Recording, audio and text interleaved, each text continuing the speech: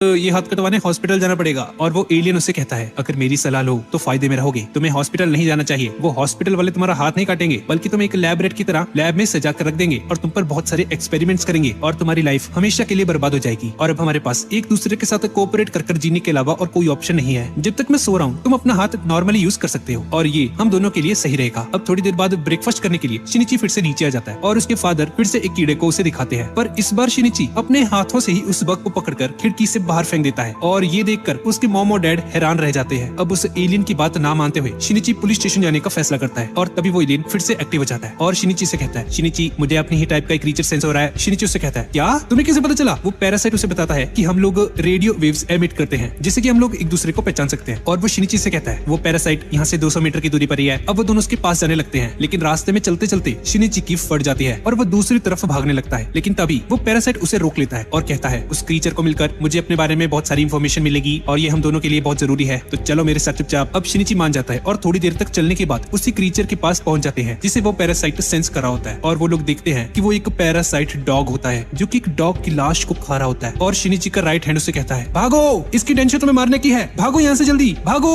और वो दोनों वहाँ से दूर भागने लग जाते हैं और वो दोनों एक जगह पर आकर रुक जाते हैं और वो पैरासाइट शिनिची से कहता है तैयार हो जाओ तुम, क्योंकि अगर तुम मर गए तो तुम्हारे साथ साथ मैं भी मर जाऊंगा। और तभी हम देखते हैं कि वो पैरासाइट डॉग उड़ता उड़ता उनकी तरफ आ रहा होता है और अब उस पैरासाइट डॉग और शिनिची के राइट हैंड में बहुत ही खतरनाक लड़ाई होनी शुरू हो जाती है और शिनिची का राइट हैंड उस क्रीचर का दिल उखाड़ लेता है और वो पैरासाइट तड़प तड़प कर मर जाता है। शिनिची नोटिस करता है कि इस पैरासाइट में रत्ती भर भी सिंपैथी नहीं है और बहुत ही बेरहमी से उसको मार गिराया है।